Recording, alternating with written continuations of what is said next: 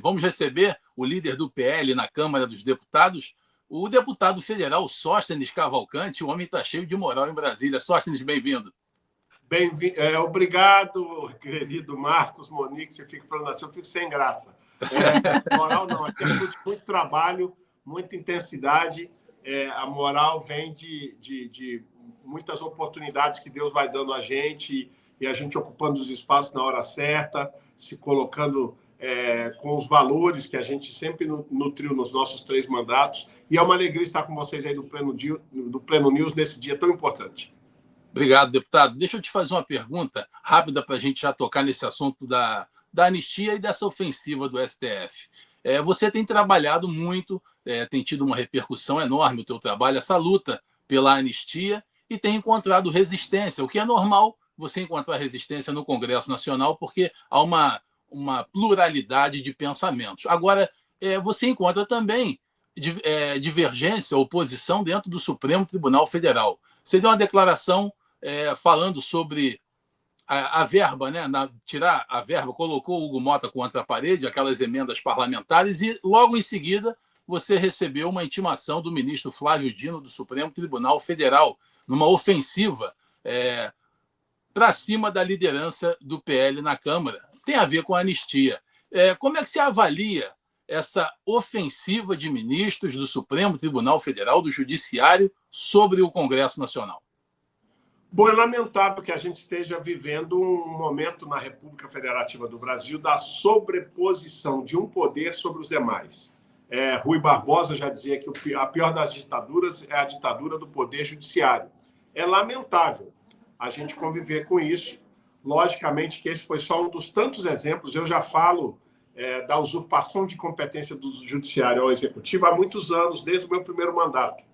Eu acho que a gente precisa reequilibrar os poderes da República e a cada ano que passa, a cada decisão, a gente vê aviltado o poder do judiciário sobre o poder, em especial, legislativo, e a gente precisa colocar as coisas nos eixos. Eu recebi com muita naturalidade a notificação dele, respondi com a mesma firmeza e equilíbrio, com respeito institucional, disse que, amparado na Constituição, não tinha nada a declarar, foi minha resposta. Ele não ficou satisfeito com a minha resposta e deu agora 5 dias de prazo, que eu acho que já deve estar vencendo entre hoje e amanhã, ao presidente Hugo Mota, ao Columbre e às partes envolvidas de um processo que eu não sou parte. Recebi com muita estranheza uma citação por causa de uma entrevista. E na entrevista nem sempre você fala tudo. E como assim? Eu me fiz valer das minhas prerrogativas a ele, mas vocês do Pleno News têm toda a moral para me perguntar. Eu vou aproveitar aqui para esclarecer o que ele queria saber. Se eu posso, o querido Marcos e Monique, aos seus leitores, aqueles que acompanham as redes sociais, eu não tenho problema em responder nada, porque eu sou uma pessoa que gosta de transparência. Se você me autorizar, eu vou responder o que ele me perguntou para vocês. Para vocês eu respondo.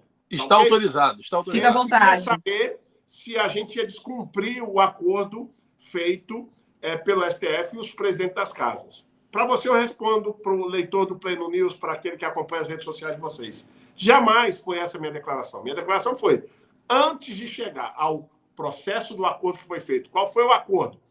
Todas as emendas de comissão não seriam mais omitido o nome do parlamentar, deveria ser aprovada uma ata na comissão com o nome, valor e para onde vai a emenda. Lógico que isso vai ser respeitado, porque cada presidente de comissão fará o que foi acordado pelos presidentes da casa. Para vocês eu respondo com o maior prazer.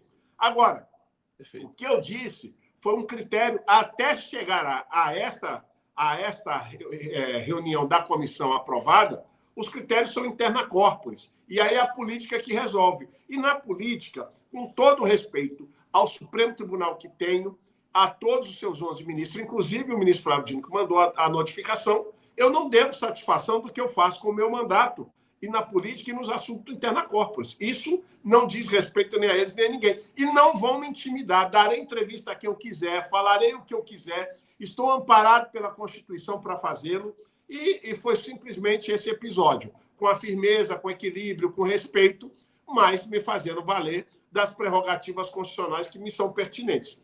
Jamais, em nenhum momento, estou aqui para descumprir acordo feito por esta casa com outros poderes. mesmo eu não concordando com os acordos. Eu estou aqui para cumprir, para honrar todos os acordos da Casa e será honrado. Como líder do PL, nós temos 3 comissões que têm orçamento, que é saúde, turismo e agricultura, e todas as emendas de comissão serão aprovadas no plenário da comissão, com transparência total do parlamentar que está indicando para onde e valor. Isso será feito. E vocês são, eu acho que é o segundo órgão que eu falo abertamente sobre esse assunto.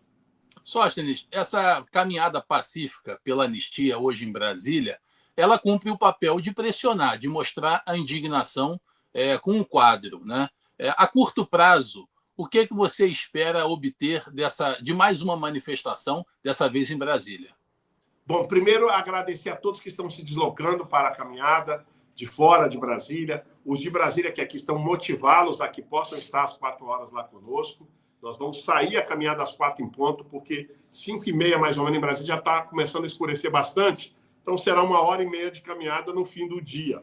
O sol já vai estar bem mais calmo. Assim que vai ser um momento de muita alegria. A gente quer que todo brasiliense, todo o pessoal do entorno, possa estar, além daqueles que vieram para essa manifestação.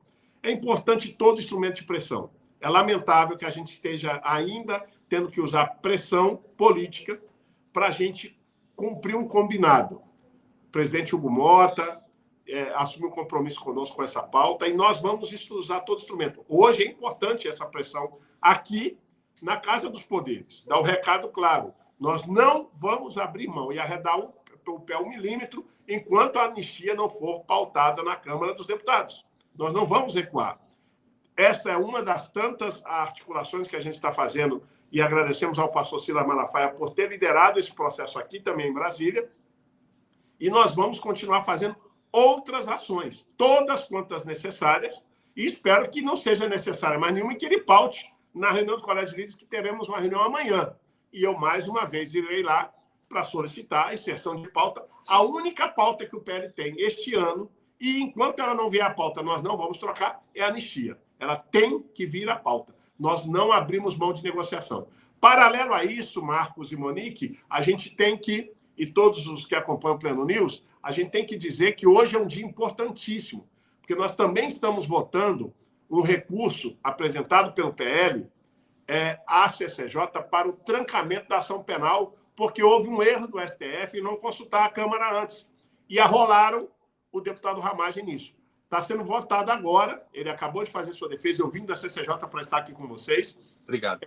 Na CCJ, o recurso dele, a gente acha que vai aprovar na CCJ, é bem possível que isso venha a plenário ainda hoje, porque tem um prazo de 45 dias constitucional para que isso seja votado. Se votarmos e aprovar, já é uma grande conquista para aqueles que ficam na narrativa do tal golpe que nunca existiu do 8 de janeiro.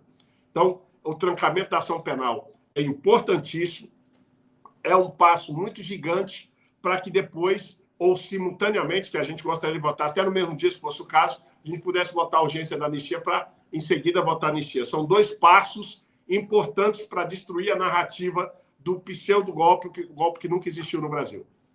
Agora, Sóstenes, falando do Hugo Mota, o que se pode esperar de um presidente que serve aos caprichos do governo, que serve aos caprichos de alguns ministros do STF e não cumpre acordos?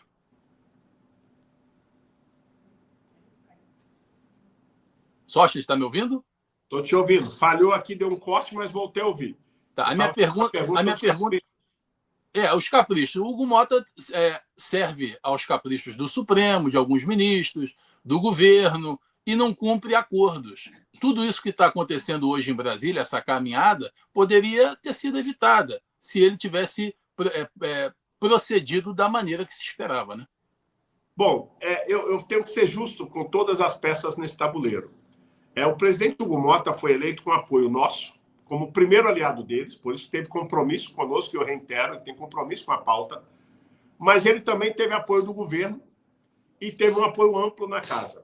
Quando o presidente senta nessa cadeira com apoio de todos os lados, ele tem que ele tem que se equilibrar em agradar governo, oposição, não é? Centro, que também o apoiou.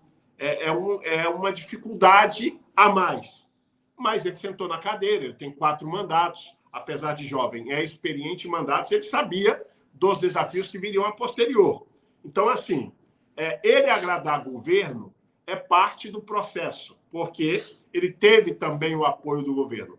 O que não é parte do processo, e por isso nós estamos em obstrução, é por isso que nós estamos fazendo as manifestações, pedindo a pressão popular, é ele descumprir com quem foi seu primeiro aliado. Isso não é correto na política. E é por isso que estamos incisivamente cobrando dele o cumprimento de uma palavra, de um compromisso conosco. Então, Marcos, lógico que para a militância de direita, para aqueles que são mais à direita, incomoda o ato dele fazer acenos ao governo. Mas é dever dele, porque ele também teve apoio do governo e eu preciso ser justo. Agora, o que não pode acontecer é o que está acontecendo conosco, descumprir com seus primeiros aliados. Isso não é comum na política, é por isso que nós estamos cobrando e vamos cobrar intensamente, vamos continuar a obstrução até que isso se resolva.